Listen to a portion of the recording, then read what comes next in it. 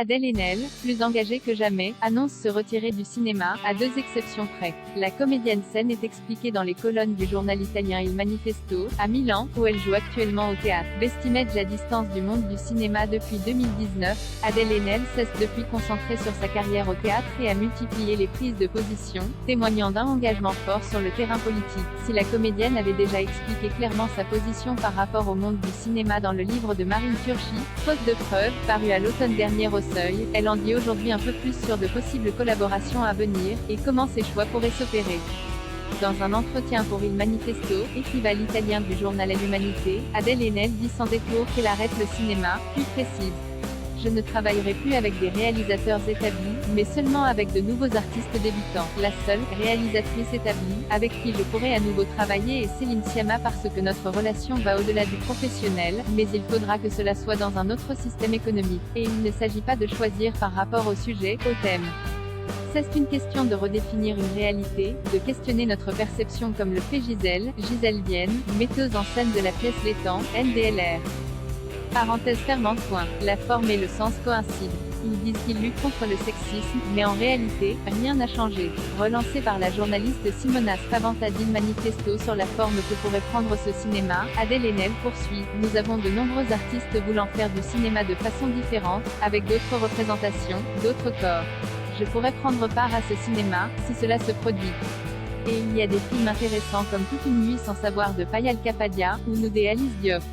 Et d'ajouter, mais dans l'industrie du cinéma, telle qu'elle est aujourd'hui, il n'y a pas d'espoir. On le voit avec la façon dont les femmes sont considérées.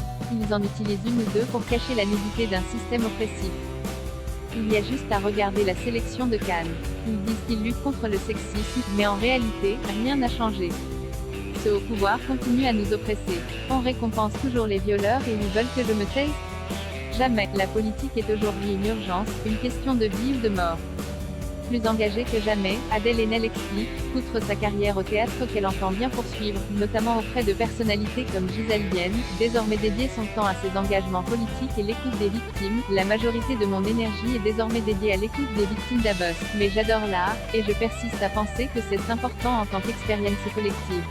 Cela reste l'un des centres de ma vie. L'autre est la politique, qui est aujourd'hui une urgence, une question de vie ou de mort. C'est bien que Le Pen n'est pas gagné, mais Macron exacerbe la question du racisme, en divisant la classe ouvrière et en l'affaiblissant.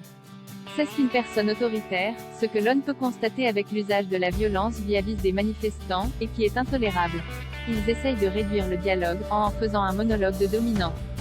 La colère en France est très forte, et c'est la seule chose qui pourra mener à du changement. Adèle Haenel sera prochainement au Théâtre des Amandiers, à Nanterre pour la pièce Les Temps, mise en scène par Gisèle Vienne, qui se joue à guichet fermé. Aucun tournage de cinéma n'est à l'ordre du jour.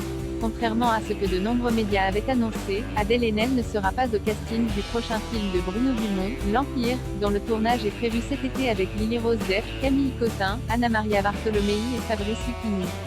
Pour mémoire, la dernière prise de parole d'Adèle Haenel remonte à l'automne dernier auprès de la journaliste Marine Turchi.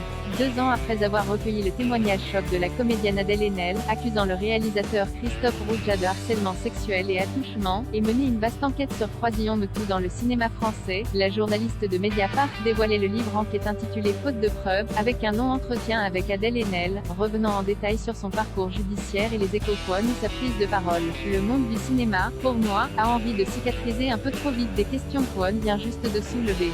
Elle y livrait également sa vision du milieu du cinéma aujourd'hui. Le monde du cinéma, pour moi, a envie de cicatriser un peu trop vite des questions poignes bien juste de soulever. Il y a une sorte d'obsession à faire la paix au plus vite, c'est-à-dire de replonger dans le statu quo, alors qu'au contraire il faut qu'on prenne le temps de comprendre les implications du mouvement Croisillon Me Tout, afin de transformer l'organisation du travail et de la société en profondeur, confiait-elle au cours de cet entretien d'une quinzaine de pages venant clore le livre de Marine Turchi. Cela fait maintenant plus de 2 années consacrées à cette histoire. Je ne le regrette vraiment pas, parce que c'est la chose la plus importante que j'ai faite dans ma vie. Parenthèse ouvrante. Parenthèse fermante. La chose la plus importante pour moi aujourd'hui, au-delà de la justice, c'est cette communauté, le sentiment que ma démarche a pu aider certaines personnes. Parenthèse ouvrante. Parenthèse fermante. Le plus important, c'est d'accueillir ces histoires et de reconnaître qu'il s'agit là d'un problème de société sur lequel on peut agir. Faute de preuves, enquête sur la justice face aux révélations Croisillon Me Tout, par Marine Turchi, édition Seuil, est disponible en librairie.